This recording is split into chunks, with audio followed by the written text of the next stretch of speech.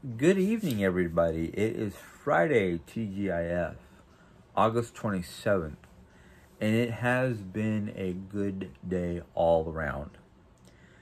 I've been home since 2:40, 2:45, and actually probably closer to 3 because I went and got, as you can tell, I've almost drank the whole thing. I treated myself to some Starbucks chai tea latte and a slice of lemon loaf. Two of my favorites. It would have been a slice of pumpkin bread, but they were sold out. And I'm waiting for them to come back with their pumpkin spice latte. You can get hot or cold. I prefer cold unless it's cold outside. Then I'm like, yeah, give me something hot. But I came home, I was in a good mood, Jerry was in a good mood, so there was no, big issues. Just some minor issues, can you get me a glass of water or some more water? Can you put the Voltaren on my knee? Little things like that. But for the most part, no big issues, none at all. I actually had some fun at work today because I was talking to one of the head honchos, and because I told him my interest in cooking various different cuisine from Germany and the Nordic foods that I've been doing, and he asked me if I was interested in taking a program or course to get me up, to the next level. And I was like, sure, I would love to learn more, especially when it comes to cooking. So I'm like, okay, yeah, sure. And he goes, okay, I'll see what I can do within the next week or two. I'm like, okay, sure. But he also said that he'll try to get me to come over, get me to spend time working with him as an assistant or something like that, so I can see how things go. So I'm like, sure. If my supervisor can, spare me. So we'll see what happens. I mean, I'm thankful for the opportunity to move forward, but at the same time, I don't want to rock the boat, so to speak, because it's my first year, first week, so I don't want to go steamrolling ahead and get burnt out or something like that, because I just too much on my plate. But I'm like, so yeah, I do have opportunities there. Great. I'm not going to say much more about that because I don't want to jinx myself. But the thing that I love about this job so far, not only because of the fact that I'm out there working, and I'm working in an industry that I love working in, and I'm doing more hands-on type stuff instead of dealing with par cooked or fully cooked, just have to reheat fast food type stuff. That's what I love, is the fact that it's all fresh. There's no, there is nothing pre-made. Everything is made in the kitchen, fresh. I think the only thing I've seen so far that was, and I don't even know, that might have been par cooked, was a vegetable mix of some sort, and I think they were using it for soup. But yeah, I'm like, this is great. It's all fresh made. There's no artificial products whatsoever.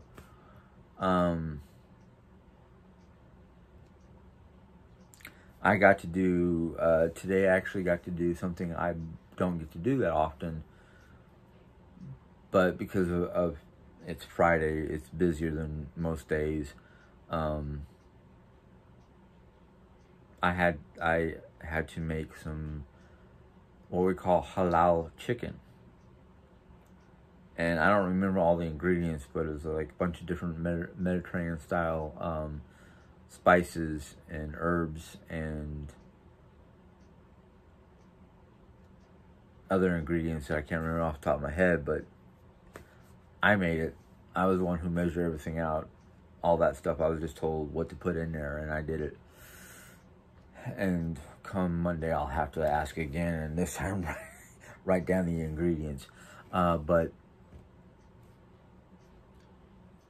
after it did its marinating time and cooking time, and then we had to slice it up for our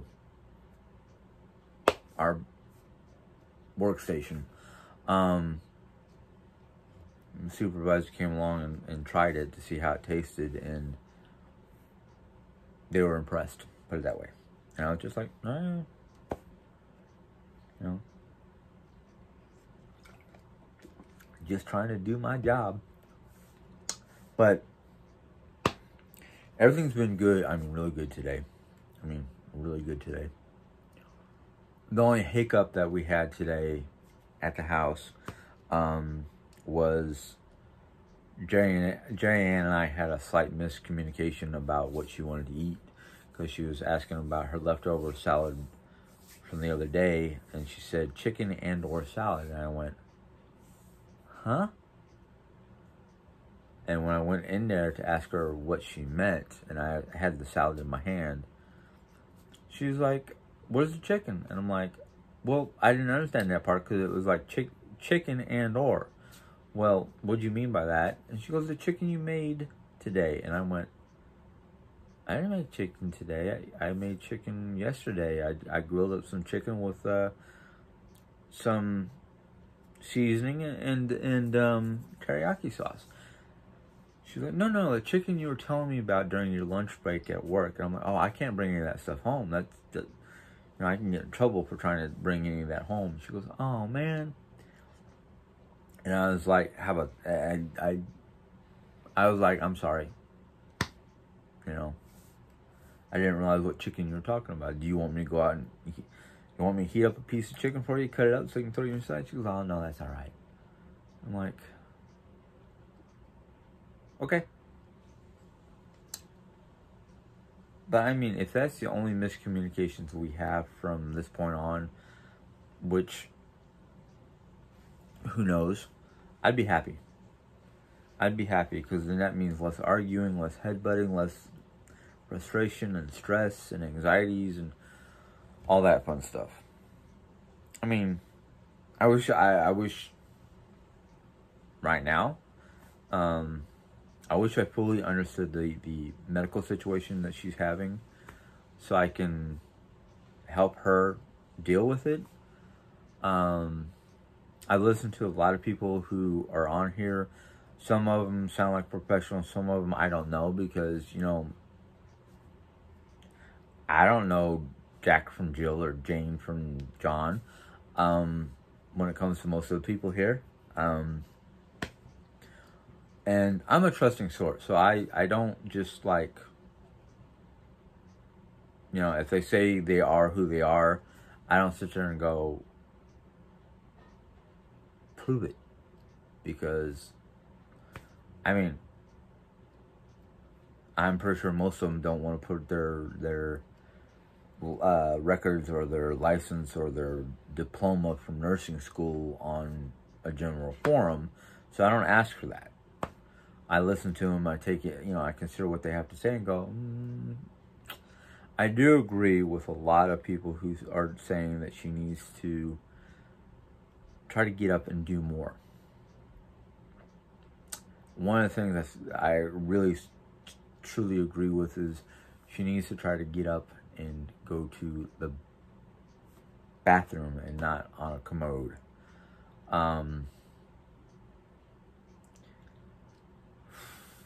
Lysol wipes, Lysol spray, Febreze, and room deodorizers, those, and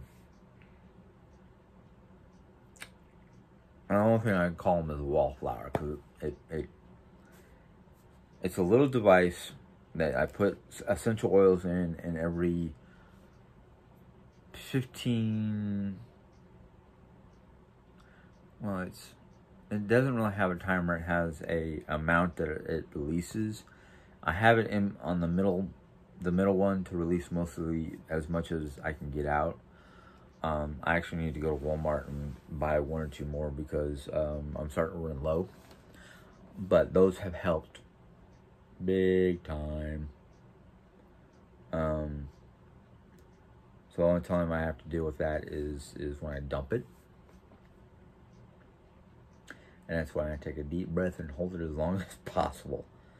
I know I don't need to be telling you guys this, but, you know, sometimes you just can't keep it in. Which is one of the many things I've learned is, like, don't hold it in.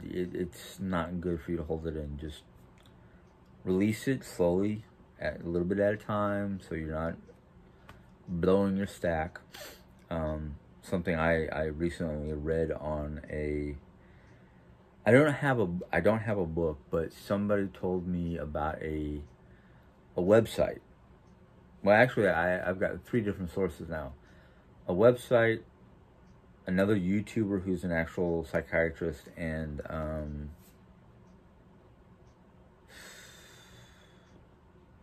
WebMD.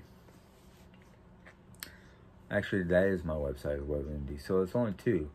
WebMD and the YouTube doctor who's a psychiatrist. I've been listening and reading to those, and I'm like, all good information, all valuable information, all usable information. The question I have, because this is one of the questions I always have when it comes to, you know, self-help stuff, is how do I incorporate it into my life? Because most of the time, all this information that is well and good is mainstream textbook type situations. I'm not your average I don't know of anybody who's a average textbook problem. So the question I end up coming to myself with when I read some of this information is, sounds great. How can I use it in my life? Just like a lot of these books that I have on my shelf in front of me, that are Christian-based books, like Max Lucado, he has a lot of great information and whatnot, but the question is, how do I incorporate that information or that knowledge into my daily life so I can use it to better myself? That's always been my big question. It's like, sounds great, but how do I put it into my life? How do I bring it to my situation, or how do I use it in my situation to make myself a better person? Don't know. Now that I'm done talking about myself and my situation here at home, I have an interesting problem. It's not a problem, really. It's just a sad thing that happened.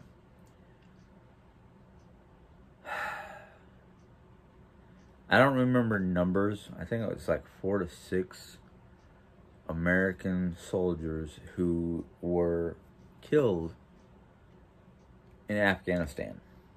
At least I think it was Afghanistan.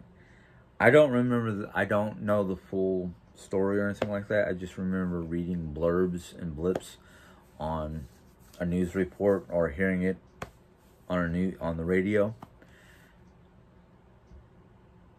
From what I understand, it was a suicide bomber that did this. And I just think to myself, my God, we're trying to get our troops out of Afghanistan to let the locals and the Afghani police and whatnot and the Afghani army to deal with this situation. Yet it's almost like the universe is saying, no, don't pull out of Afghanistan. fortify Afghanistan. Because, I mean,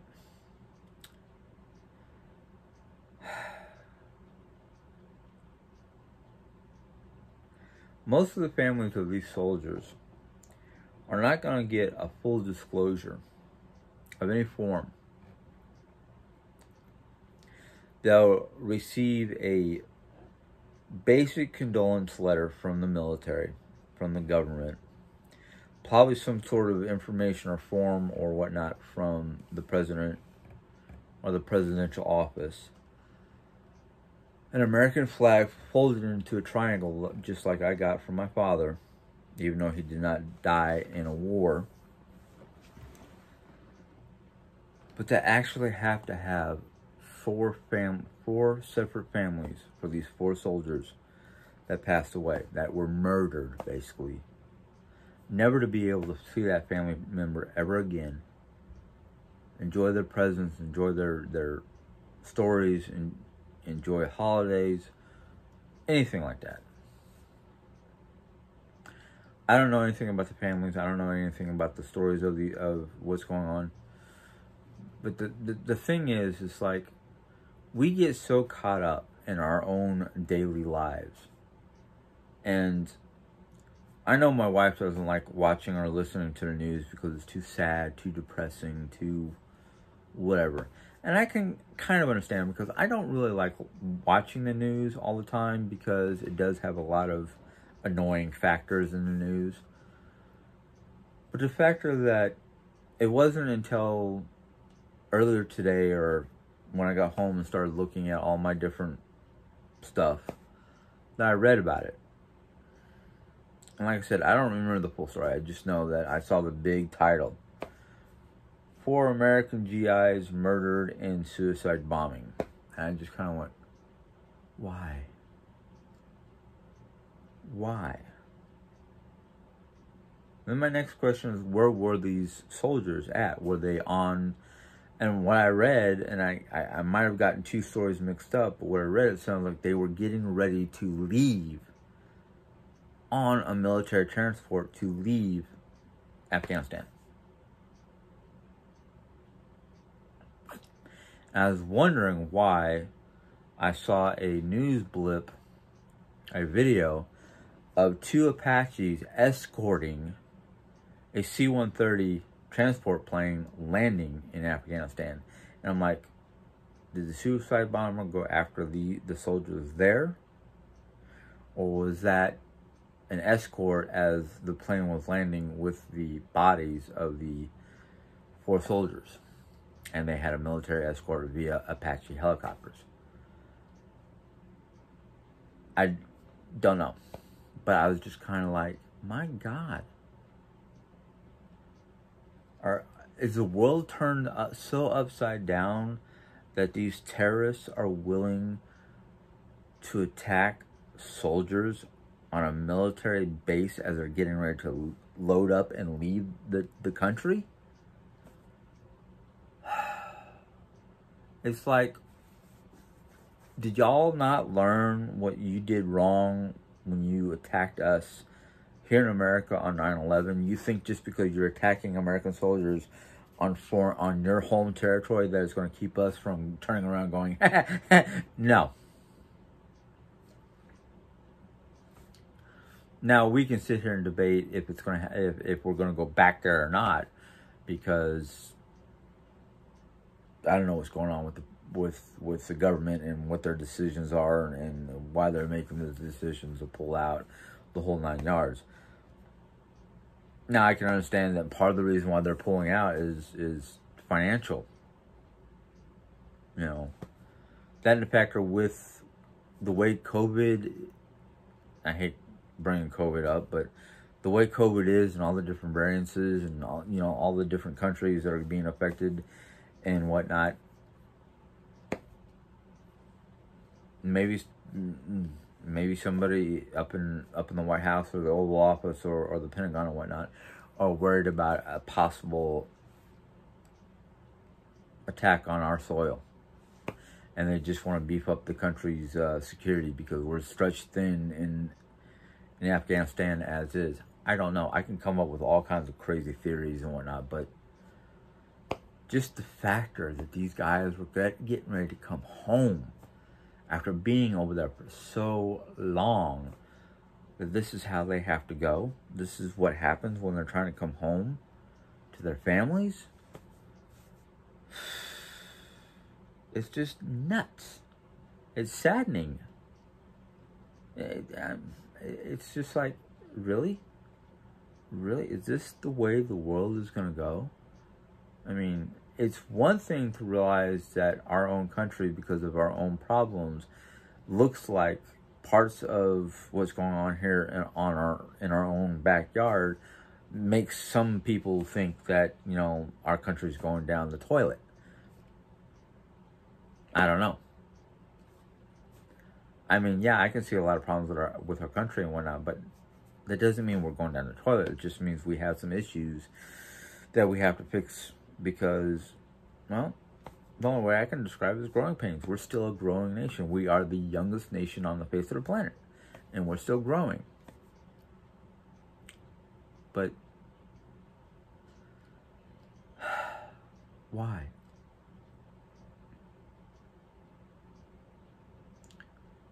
Why are these soldiers trying to return home have to meet such a horrific demise? I mean, I can make certain jokes about, you know, the situation over there, but I just,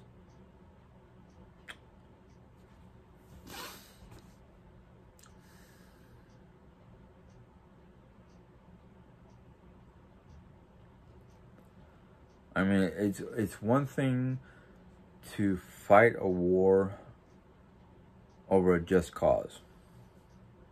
And to them, to the Taliban, to the terrorists and whatnot, they think their cause is worthy. Last time we got into and I'm not even counting Desert Storm and whatnot, last time we got into a bloody battle with a foreign nation on their home territory was Vietnam.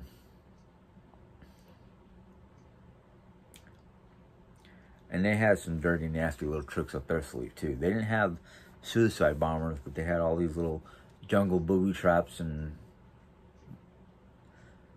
so many different ways to basically remove American soldiers from this plane of existence. But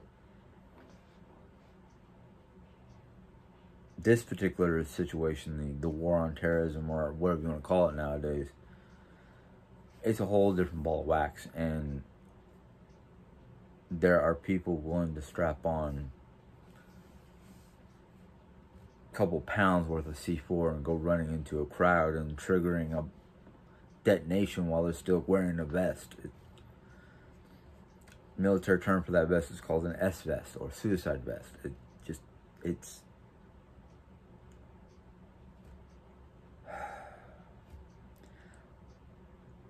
I personally think you either have to be a lunatic or a fanatic to go out that way.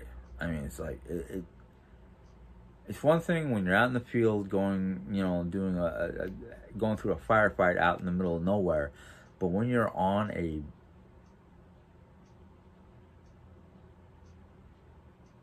airport tarmac, whatever you want to call it, in front of other Americans plus the Afghani people, Afghani military and whatnot, you got to be sick in the head to do something like that. It just,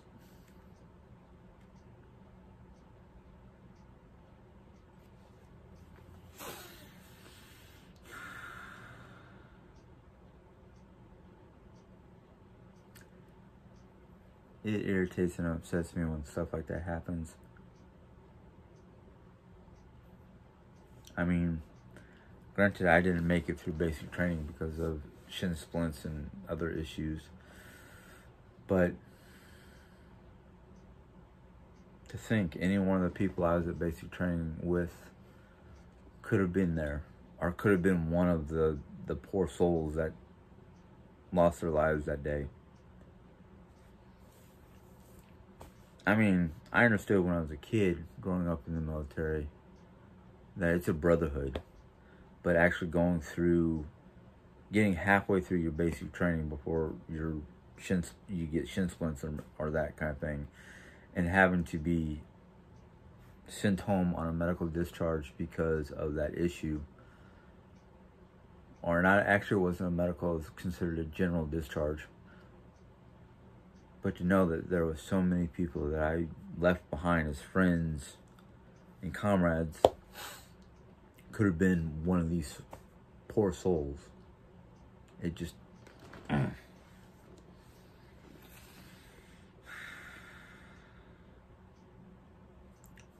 Excuse me.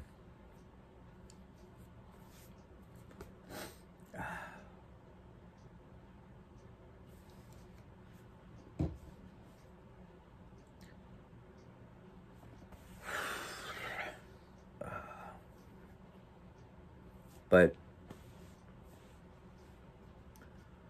it's one of those things that unfortunately nowadays, because the way the world has gone topsy-turvy, happens. It could have been 4 American soldiers. It could have been a plane full of civilians. It could have been some crazed person here in America at a mini mall or Mall of America or any one of the big malls that everybody goes to for, you know, whatever they're doing at the mall, whether it's just doing their indoor walking exercise or window shopping or pre-planning for, you know, the Christmas, Hanukkah type holidays. It's just sickening. It just, you've got to have some serious issues to be willing to do something like that.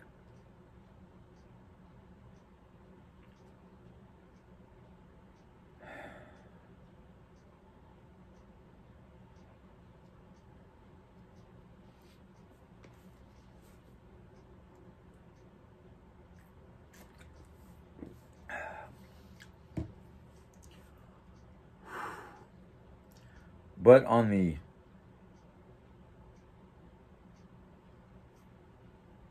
cusp of this, I've been seeing some, last night before I fell asleep, I was watching TikTok and I saw a bunch of somewhat funny TikTok type clips. One of them was kind of funny because it's something we do as in the military that is kind of clowning around. One of them was called Army Wake Up Call, and basically what it was an artillery group, and one of the guys fell asleep against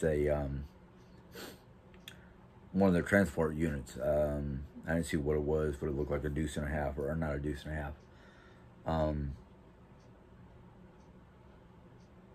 I forgot what they're called, but they're these big transport, these big vehicles, about 2.5 ton. That's why they call it deuce and a half. 2.5 ton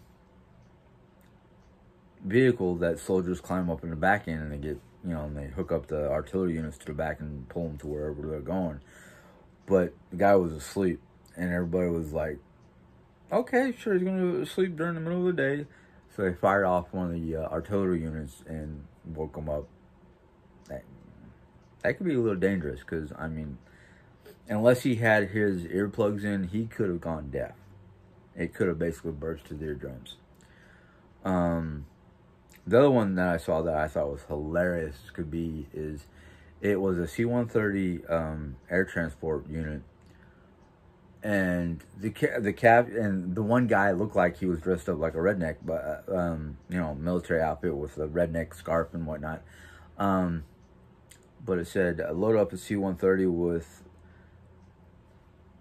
ammunition, weapons, and beer, and drop the rednecks off in the middle of Saudi Arabia, and we'll be done with it. We'll be done within a week. And I was like, yeah, okay. But military people can be crazy and nuts anyhow, but still,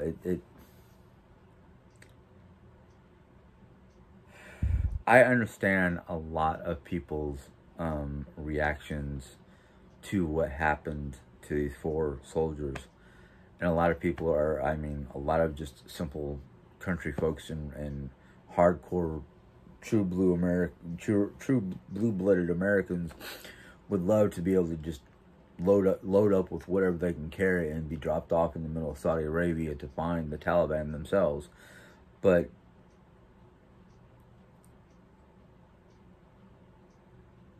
I don't know. You get a good number of blue-ticked hounds with the right scent, and they'll probably dig Taliban right up out of the ground. Some of them hunting dogs, just those coon dogs. They get the scent for the right kind of thing, and they'll just go nuts until they find it.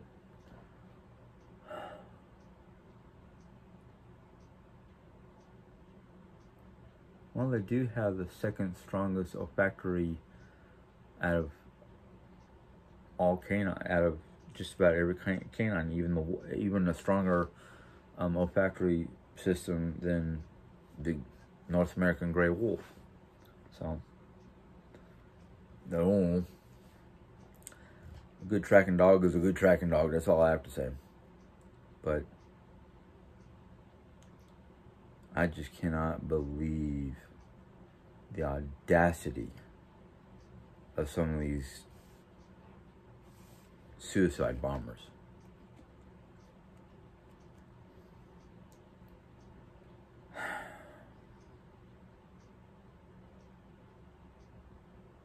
It's just sickening. But it not that I'm dismissing it. It happened. There's nothing we can do. It's already done and over with. All we can do is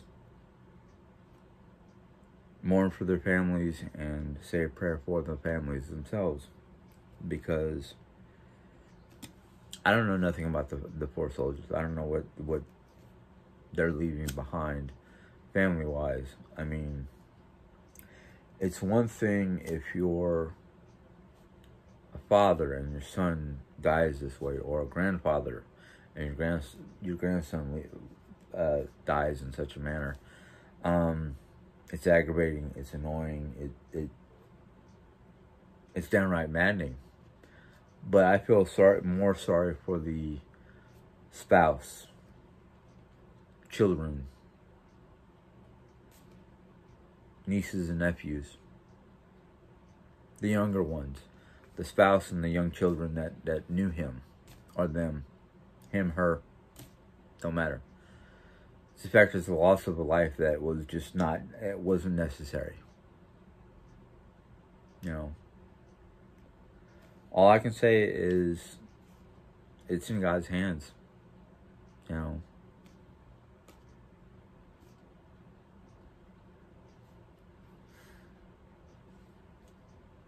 that in fact are looking at it from a paranormal or parapsychology standpoint.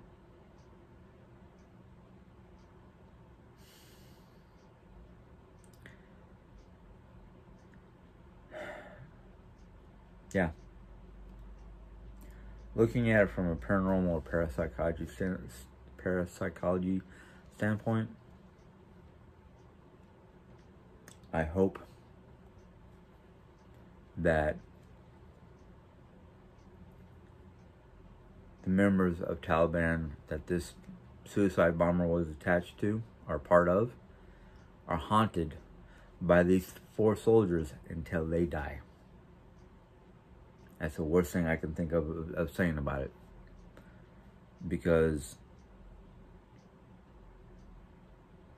what's worse than being haunted by a spirit is being haunted by a pissed off spirit. Becomes a poltergeist. I don't want to deal with one of them. And I'm not even thinking about the movies. I'm thinking about the reality of the stories I read when I was into that stuff hardcore. And the fact of that a house being haunted by a poltergeist? No. Moving shit around on you. You close the door, you come back in the room, and all the drawers and doors are open. No. Digital devices go fritzy because of the energy from the poltergeist? Nope. Strange noises, sounds, and feelings that you can't explain. Having claw marks on your arm from it? Nope. And to boot, an ex-soldier, or a soldier that died in, not even in battle. They just were blown up. Nope. There's a movie that I watched once. And basically what it was is there was a poltergeist going after his murderers. And one of the murderers he went after, when they found the body had like 4 holes, gunshot holes. No residue, no bullets, no proof of it. It looked like he was shot 4 times, point blank, but no residue. The only reason why they knew it was point blank is because of the way the hole looked. I'm sorry. I don't know about anybody else, but just the thought of it can scare the crud out of me, because it's like, okay, it's bad enough you killed 4 American soldiers. They're not going to be able to see their families again. The person who murdered them is dead too, because he was carrying the suicide vest.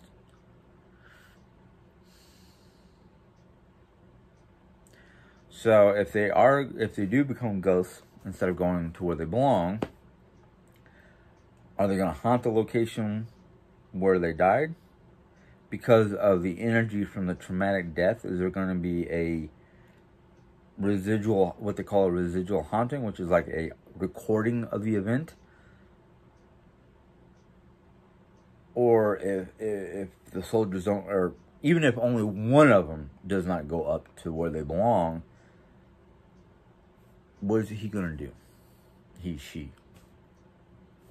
What could that ghost do?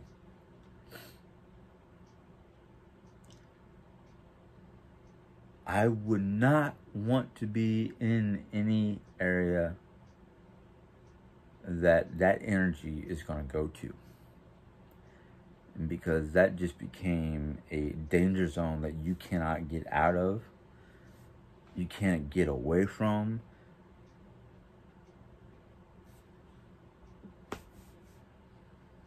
Who knows? But dang.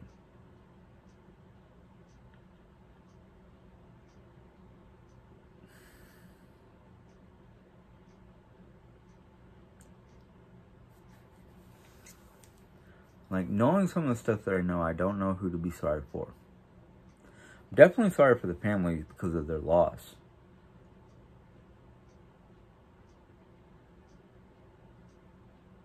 But man, all the possibilities of a haunting or anything of that nature could be just darn right scary. And it's probably one of the reasons why I've never been physically violent, except for that one time with my cousin. But nothing, nothing deadly. No.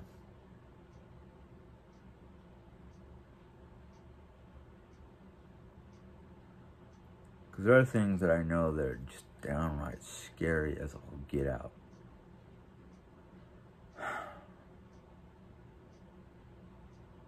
But anyhow, I'm sorry. I actually ended up doing something I didn't want to do. I didn't want to downplay it.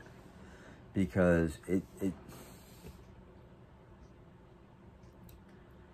It's one thing to know that your child or your spouse, your parent, a family member, a best friend is going into a combat zone that could be extremely dangerous, and the chances of coming home, depending on the danger level, is low. But to find out that your family member or friend was in line to get on a transport to come home, but tragically dies because of a suicide bomber, it's gut-wrenching. It really is. And that's probably why I downplayed it, because in fact, just to think about it, it opens a pit in my stomach and just makes me so blue. And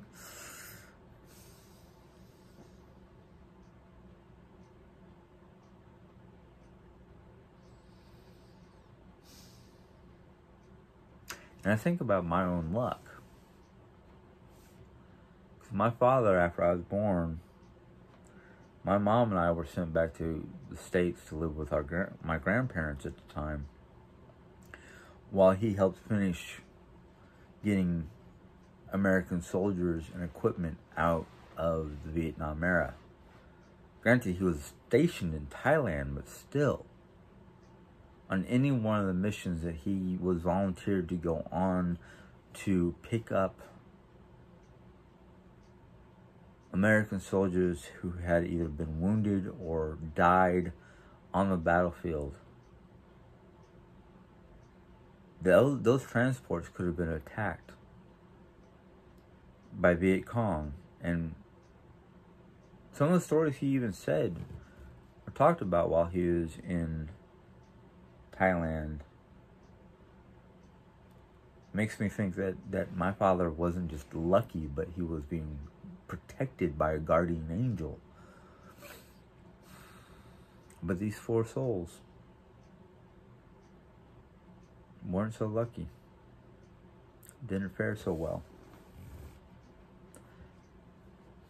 I mean, it's one thing to come home from a war zone missing a leg, an arm, but every single soldier that comes back from a war will always end up, most of them I should say, the frontliners will always have post-traumatic syndrome.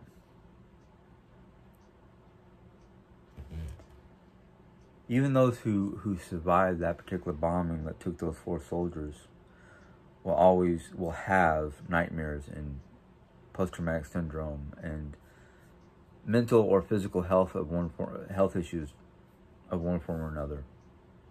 And it's just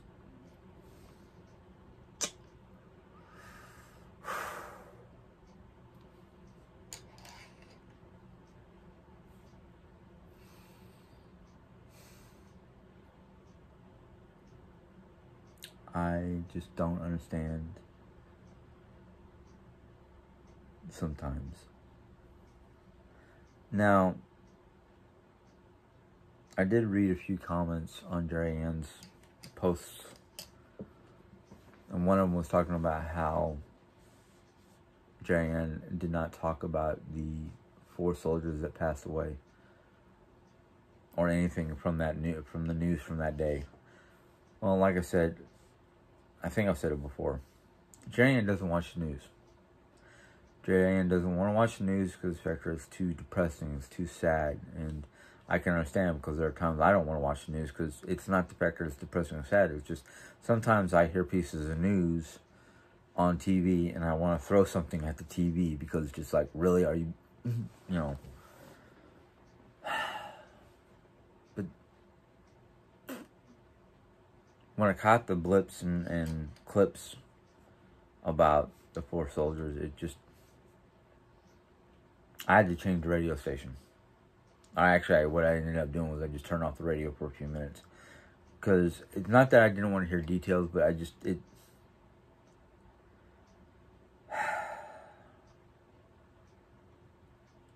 the circumstances that I heard about the whole situation just made my blood boil. Because I might not be in the military. I might not have made it through basic training because of shin splints and other health issues. But I was born and raised in the military. I was born and raised in the Air Force. I will never get that. That will never leave my system. Once in, you're in. Doesn't matter if you're a child of the military or an active duty soldier. Once you've been in the life of the military, your whole attitude and outlook and perspective and all that stuff, it's pretty much military. That's why I push myself no matter what. I do what I have to do no matter what. If I was in Jerry's situation right now, I'd either be telling the doctors to fix it now or lawsuit. Because they're not dealing with the problem. They're just pushing it off to the side until they can get insurance approval. And I'm like, well, somebody's going to have to get this fixed, because if I cannot get up out of that bed, somebody better be at my bedside 24 hours, and it's going to be one of you people in the military, in the medical services, because that's part of that's an oath that a doctor swears into when he becomes a doctor, is to do no harm. Sending somebody back to their home with a possible fracture, a knee problem, and a hip problem, instead of sending them to the ER or to some clinic or some place that they can do something for the pain, at least until they get full scans and whatnot. This a month of waiting for one thing or another, instead of them admitting her into a care facility or into the hospital or something like that. I guess the Hippocratic Oath does not work anymore. It's one of those, like, it's your job that you're getting paid for in one way or another to take care of this person. If you can't take care of this person, you either A, need to find yourself a different practice, or B, you need to become a different type of doctor. Because either America has gone topsy-turvy, backwards and upside down, all at the same time.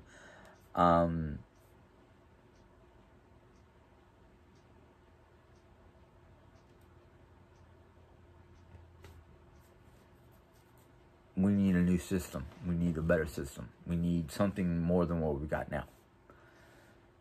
But I'm going to stop ranting and raving, because this is going to be a 15-minute long video. So I apologize for any of the ranting or raving that you were irritated by, but I'm getting stuff off my chest. Anyhow, if you like this video, go ahead and give it a thumbs up. If you don't, I'm sorry. You can thumbs down. That's your choice. Comments, questions, also your choice. If you're new to the channel and you want to subscribe, that's also your choice. This is a free nation. Go ahead and click the subscribe button. It's somewhere down there. Right after you click the button, a little bell will pop up. You click on that bell, and YouTube lets you know when I put in my next video. Hope you guys enjoy. Have a good day. Have a good weekend. See you guys later. Bye.